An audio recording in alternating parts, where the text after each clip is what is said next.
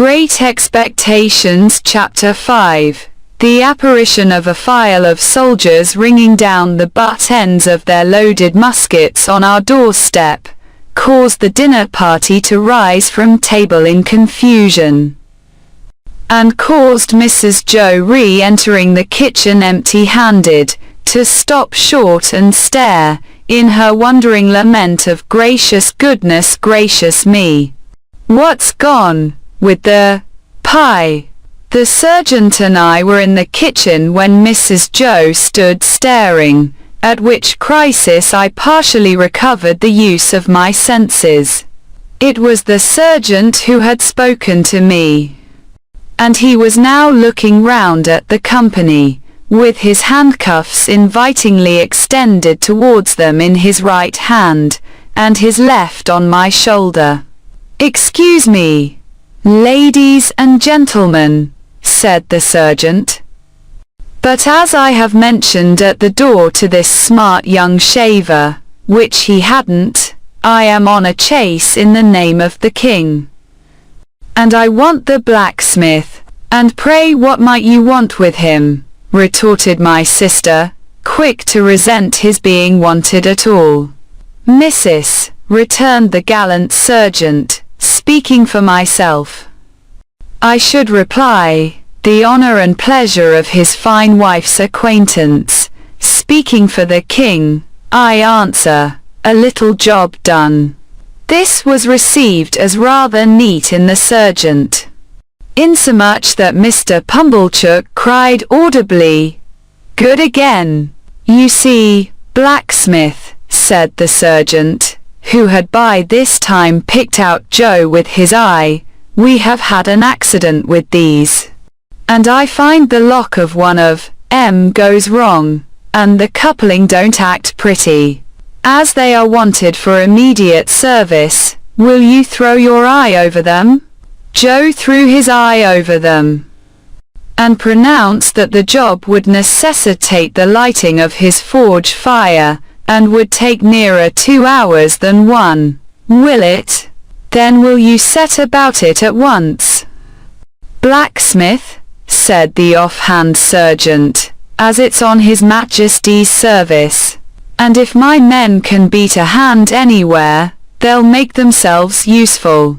With that, he called to his men, who came trooping into the kitchen one after another, and piled their arms in a corner, and then they stood about, as soldiers do, now, with their hands loosely clasped before them, now resting a knee or a shoulder, now easing a belt or a pouch, now opening the door to spit stiffly over their high stocks, out into the yard. All these things I saw without then knowing that I saw them, for I was in an agony of apprehension, but beginning to perceive that the handcuffs were not for me, and that the military had so far got the better of the pie as to put it in the background, I collected a little more of my scattered wits. "Would you give me the time?"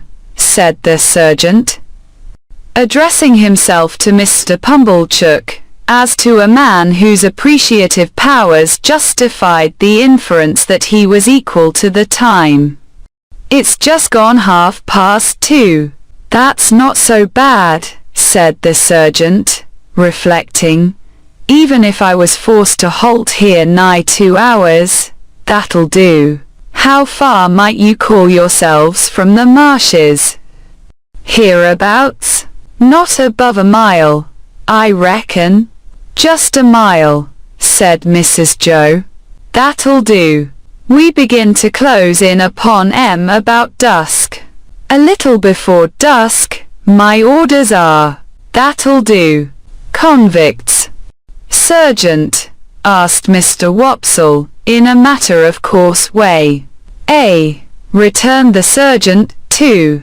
They're pretty well known to be out on the marshes still, and they won't try to get clear of 'em before dusk."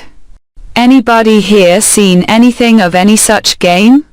Everybody, myself excepted, said no. with confidence. "Nobody thought of me." "Well," said the sergeant, "they'll find themselves trapped in a circle, I expect, sooner than they count on. Now, blacksmith, if you're ready, His Majesty the King is." Joe had got his coat and waistcoat and cravat off, and his leather apron on, and passed into the forge. One of the soldiers opened its wooden windows, another lighted the fire, another turned to at the bellows, the rest stood round the blaze, which was soon roaring. Then Joe began to hammer and clink, and we all looked on. The interest of the impending pursuit not only absorbed the general attention, but even made my sister liberal. She drew a pitcher of beer from the cask for the soldiers, and invited the sergeant to take a glass of brandy. But Mr. Pumblechook said, sharply, "Give him wine, mum. I'll engage there's no tar in that." So? The sergeant thanked him and said that as he preferred his drink without tar, he would take wine, if it was equally convenient.